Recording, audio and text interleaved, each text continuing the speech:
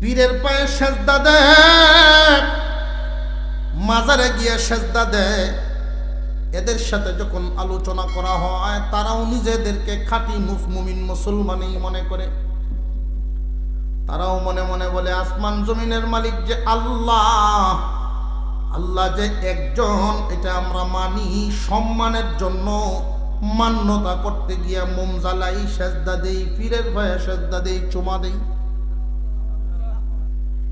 রে ইমানদার মুসলমান, এই কথাটা শুধু তোমরা না, আবু জেহেলেও বলতো।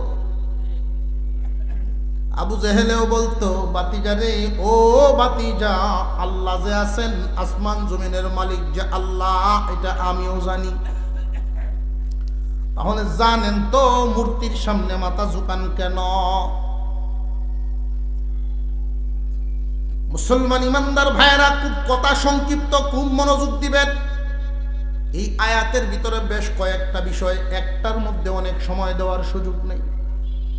কথা সংক্ষিপ্ত। আমাদের বডিটা আর অন্যান্য প্রাণীদের বডিতে অনেক বেশ কম। অন্যান্য প্রাণীরা খাদ্য গ্রহণ করলে লক্ষ্য করে দেখবেন খাদ্যের কাছে মাথা, মুখের সাথে মাথাও যায়। কি করে প্রাণীরা যখন খাদ্য গ্রহণ করে মুখের সাথে মাথাও যায়। গরু যখন ঘাস খায় মুখের সাথে মাথা যায়। হাঁস মুরগা মুরগি যখন খাদ্য গ্রহণ করে মুখের সাথে মাথা যায়। কিন্তু তুমি মানুষরে আমি আল্লাহ এমন ভাবে বানাইছি, খাদ্য গ্রহণ করার সময় খাবারের সামনে মাথা ঝুঁকাতে হয় না। তোমার মাথাটা, তোমার কপালটা একমাত্র আল্লাহর কুদরতি পায়ের জন্য। রে বান্দা, তোমরা যখন আল্লাহর কুদরতি পায়ে সেজদা দাও, তুমি দেখতেছো কার্পেট, তুমি দেখো ফ্লোর, টাইলসের মধ্যে সেজদা দাও। আল্লাহ রব্বুল আলামিন কুদরতি পা তোমার কপালের তলে ধরে দেন। আল্লাহ তুশরিকু বিহি শাইআ, আল্লাহর সাথে কাউকে শরীক করবা না। শিরিক দুই প্রকার, একটা হইল বড় শিরিক আর একটা হইল ছোট শিরিক। বড় শিরিক আল্লাহর ক্ষমতা, আল্লাহর অস্তিত্বে অন্য কাউকে শরীক করা। আল্লাহর যেই অস্তিত্ব,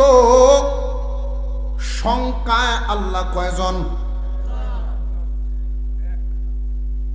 এটা তো ইমানি কথা। কেউ কইলে, কেউ নীরব থাকলে, যিনি নীরব থাকলেন উনি কোন দলে যাবেন? এগুলো ইমানি কথা, ইমানি স্বীকারোক্তি। আল্লাহ কয়জন? আল্লাহ যে একজন, একক, এতে কোনো সন্দেহ আছে নাকি? পৃথিবীর জমিনে কোনো একক পাবেন না। লক্ষ্য করে দেখবেন, আবু জেহেল বিশ্ব নবীকে জিজ্ঞাসা করেছিল, ও বাতিজা আমার,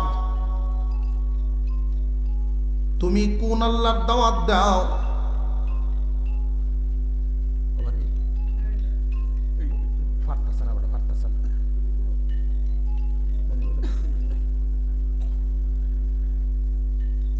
আবু জেহেল জিজ্ঞাসা করে, তুমি কোন আল্লাহর দাওয়াত দাও? আসমান জমিনের মালিক, আসমান এবং জমিনের মালিক যে আল্লাহ এটা তো আমিও মানি, তুমি কোন আল্লাহর দাওয়াত দাও? খামাকা একটা বেড়াচেরা লাগাইতেছো জমিনে। আমরাও তো আল্লাহ মানি, তুমি আল্লাহর দাওয়াত দাও। তাহলে তোমার আল্লাহ কেমন আর আমরার আল্লাহ কেমন? এই জমিনে মুসলমানের ঘরে জন্ম নেওয়া অনেক মানুষ শিরকে লিপ্ত আছে। আর একটু জোরে কর। আল্লাহ পাক রব্বুল আলামিন ঈমান, নির্ভেজাল ঈমান করার জন্যই, ঈমানকে খাঁটি করার জন্য সূরা ইখলাস নাযিল করেন। ইখলাস শব্দের অর্থই হলো খাঁটি করা। কুল হুয়াল্লাহ সূরার নাম কি? সূরা ইখলাস। ইখলাস শব্দের অর্থই হলো খাঁটি করা। কুল হুয়াল্লাহু আহাদ। ও দোস্ত আমার, আপনার চাচাকে সমস্ত মুশরিকদেরকে জানায়া দেন আল্লাহ হলেন একক। আল্লাহ এক না, তিনি একক। এক আর এককের মধ্যে বেশ কম আছে। এক আর এককের মধ্যে বেশ কম। খুব ভালো করে বুঝেন, আল্লাহ হলেন এমন এক একক যেটার ভাঙ্গার কোনো সুরত নাই। আপেল যদি হয় একটা, এটাকে ভেঙে টুকরা করা যায়, 2 টুকরা হবে, 4 টুকরা হবে, 10 টুকরা হবে। আল্লাহ হলেন একক, আল্লাহুস সামাদ। এই একক কেমন? যে তিনি অমুখাপেক্ষী। চাচা গো, আমার আল্লাহ একক আর তোমরার আল্লাহ ব্যাপক। আমার একজন আর তোমরার অনেকজন। আমার আল্লাহ স্বনির্ভর, অমুখাপেক্ষী। আমার ক্ষুধা স্বনির্ভর, তোমরার ক্ষুধা পরনির্ভর। কোনটারে পাথর দিয়ে বানাইছ, কোনটারে রড দিয়ে খাড়া করে ডিকা দিয়ে বানাইছ। কোনটা হইল পাথর নির্ভর, কোনটা ডিকা নির্ভর। তোমরার ক্ষুধা নিজে নিজে দাঁড়াইতেই পারে না, আরেকজন রে উদ্ধার করবো কি? হুজুর পাক সাল্লাল্লাহু আলাইহি ওয়াসাল্লাম জিজ্ঞাসা করলেন, বুঝায় দিলেন, মূর্তি কোনদিন, মুর্দা কোনদিন জিন্দার ফায়দা দিতে পারে না। মাজার শব্দের অর্থ হলো জিয়ারতের স্থান। মাজার অর্থ কি? জিয়ারতের স্থান। যারা বুঝে না ওরা সেখানে গিয়ে চাওয়া শুরু করে। অথচ আলহামদু সূরা তো এখানে যারা আছেন প্রত্যেকেই জানেন।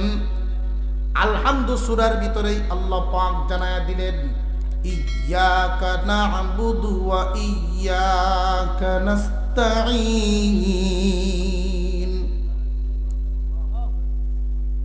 আয় আল্লাহ, তোমারই ইবাদত করি আর তোমার কাছেই সাহায্য কামনা করি। তোমারই ইবাদত করি, তোমার কাছেই সাহায্য কামনা করি। তোমার ঈদে দিয়া বুঝায় একমাত্র। ইয়্যাকা একমাত্র তোমার, না'বুদু ইবাদত করি। ইয়্যাকা না'বুদু একমাত্র তোমারই ইবাদত করি। ইবাদত বলতে একমাত্র কার? ওয়া ইয়্যাকা নাস্তাঈন, এবং একমাত্র তোমার কাছেই সাহায্য কামনা করি। আপনি ইবাদত বলতে যা দিবেন একমাত্র আল্লাহকে, আর যা চাইবেন জীবনে একমাত্র আল্লাহর কাছে। বুঝে আসতেছে? পীর বুজুর্গ ওলিয়া উলিয়া তাদের উসিলা নিতে পারেন। একটা অভিমত এমন আছে, উসিলা নিতে পারেন। আল্লাহ, তুমি আমাকে দান করো আমার এই রোজার উসিলায়। তুমি আমার এই দোয়া কবুল করো আমার এই দানের উসিলায়। তুমি আমার এই দোয়া কবুল করো অমুক তোমার খাঁটি বান্দা, তোমার খাস ব্যক্তি অমুকের উসিলায়। বুঝে আসতেছে? মুসলমান ইমানদার ভাইয়েরা আমার, মাজার শব্দের অর্থ জিয়ারতের স্থান। যাকে যেইখানে কবর দেওয়া হয়, আপনার বাবাকে যেখানে মাটি দেওয়া হয়েছে এটা আপনার বাবার মাজার। আপনার মাকে যেখানে মাটি দেওয়া হয়েছে এটা আপনার মার মাজার। মাজার মানে কি? আপনার মা বাবার কবরকে জিয়ারত করা যায় না? বুঝে আসতেছেন? সহজ কথা। এই সহজটারে যারা কঠিন বাজাইছে বুঝবেন ফেডের দান্দায় করছে। যাকে যেখানে মাটি দেওয়া হয়েছে কবরেই মাজার, সমস্ত কবর মাজার। এখন গম্বুজ বানায় যদি পাকা করিয়া কেউ দেখতো বুঝবেন এটা ফেডের দান্দা। অনেক মাজার রে, যে সমস্ত মাজার রে আমরা মাজার বুঝে সাধারণ মানুষ, উরস জমায় উরস। ইদানিং দেখলাম বাউল গানও গাওয়ায়। এই উরস জমানোর সময় গান গাওয়া, সর্বপ্রকার গান বাজনা, বাদ্য বাজনা কি হারাম। এই হারাম কাজটা যদি তুমি সত্যি আল্লাহর ওলিকে সম্মান করো, উনার মাজারে এই কাজ করার কথা না। তোমার আম্মা বার কবরের কাছে দল বেঁধে নারী পুরুষ তো দূরের কথা, একজন ছোট্ট মানুষেও টেপ বাজাও, রেডিও বাজাও, মোবাইল বা সাউন্ড বক্স বাজাও, তোমার বাবার কবরের কাছে, মার কবরের কাছে এমন ঘটনা তুমি সুসন্তান সহ্য করবা না। তাহলে আল্লাহর ওলি যারা, যাদেরকে যেখানে কবর দেওয়া হয়েছে, উনি যদি সত্যি আল্লাহর ওলি হয়ে থাকেন তুমি জানো, তাহলে ওলির কবরের কাছে, ওলির মাজারের কাছে এমন দুর্ঘটনা, এমন আকাম কুকাম হয়, তুমি ভক্ত হইয়া মানো কেমনে? আর যদি দেখা যায় না, তুমি জানো যে না, যে শুইছে সে গাঞ্জা হুরাসিদ, সে আসলে ওলি আছিল না গাঞ্জা হুরাসিল, তাহলে তোমরা যে গিয়া উরস জমাইছো জান্না শূন্য এই বন্ডামি। কথা বুঝে আসতেছে? বেজাল আছে না? ক্লিয়ার? মাজার কি শুধু নির্দিষ্ট যে সমস্ত জায়গা বানাইছে যারা, এইদিকে মাজার না সব কবর মাজার? সমস্ত কবর মাজার। মাজার শব্দের অর্থ জিয়ারতের, পরিষ্কার বুঝতে তো গেছে। পবিত্র উরস মুবারক, পোস্টার লিখছেন, পবিত্র উরস মুবারক, ফইলা দে পবিত্র, শেষে দে মুবারক। কথা বুঝে আসতেছে? শুরু করছে কোরআন তেলাওয়াতের মাধ্যমে, শেষ করে মুনাজাত দিয়া। মাঝখানে যেই কারবার, দূরের থেকে শয়তানে আসে বইয়া বইয়া, শয়তান দূরের থেকে হাসে আর কয় তোরা দি আমার তাই ডাকাইত্রে, আমি যদি তোরারে দুকা দেইও কোরআন ভরে দেই না। কথা বুঝে আসতেছে? সমস্ত নবীগণ উম্মতকে শিখাইছেন শিরিক মুক্ত ঈমান। তোমার ঈমানকে খাঁটি করো, যা দিবা একমাত্র একজনকে, যা নিবা একজনের কাছ থেকেই। উনি কে? শিরিক দুই প্রকার, একটা বড় শিরিক আর একটা ছোট শিরিক, একটা প্রকাশ আর একটা গোপন। কবরে গিয়া, মাজারে গিয়ে সেজদা দেওয়া, মাজারে গিয়ে চাওয়া, যা আল্লাহর কাছে চাইবা তা যদি কোনো বান্দার কাছে, কোনো মাখলুকের কাছে চাও, এটা শিরিক। 5 বছর 10 বছর হয়ে গেছে, সন্তানাদি হয় না, বিয়ে করছে, হুজুরের দিয়ে দোয়া করায়, মাদ্রাসাত খতম পড়ায়। আমরা তো দোয়া করি, আবার নগদ চাই, তাড়াতাড়ি খতম পড়াই। সকালে খতম পড়াইছে, দুপুরে